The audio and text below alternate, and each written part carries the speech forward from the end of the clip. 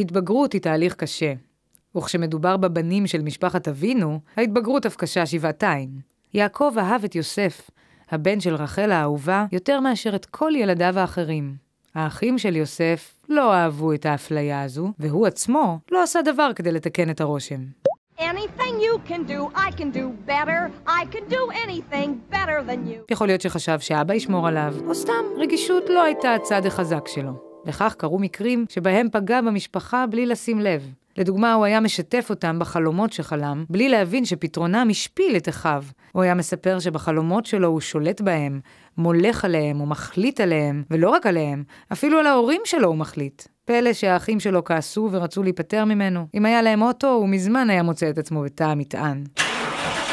אפשר להניח שיעקב, שריב אחים לא היה זר לו, הבין שהמצב בין בניו לא משהו, ורצה לתקן אותו. אחרת איך תסבירו שיום אחד כשכל הגדולים היו בעבודה, שלח יעקב את יוסף לבלות בחברתם, בתואנה של לבדוק מה שלומם.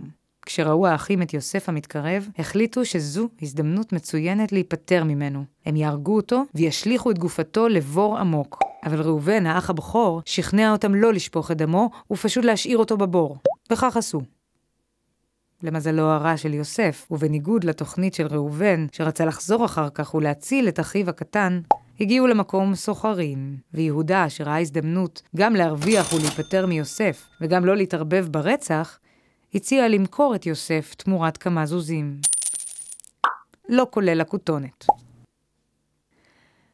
בינתיים חזר ראובן להציל את יוסף, וגילה את הבור הריק. פחד להודות במה שעשו האחים, ולכן שלח לאביו את כתונת הפסים מוכתמת בדמה של חיה. הסוחרים עשו את דרכם למצרים, ושם הם מכרו את הנער העברי לשר הטבחים פוטיפר. במצרים אצל פוטיפר מתחילה דרכו העצמאית של יוסף. מבלי לדעת הוא מתחיל את מסלול הגשמת החלומות שחלם, ובסופו יהפוך לשליט, ואפילו אחיו ישתחוו לו, בדיוק כמו בחלום האלומות. אבל אני מקדימה את עצמי. פוטיפר מזהה שלעבד החדש שלו יש חוש ארגון וניהול מרשימים. כנראה שיד אלוהים איתו.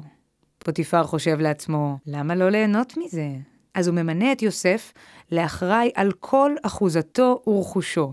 אשת פוטיפר ראתה את יוסף יפה התואר, המוכשר ורב המעמד, והחלה לחזר אחריו בהתלהבות. אבל יוסף היה נאמן, ולא האמין בזוגיות פתוחה. הוא דחה את אשת פוטיפר שוב ושוב, אז היא מצידה דאגה להאשים אותו בניסיון אונס, ולשלוח אותו לכלא.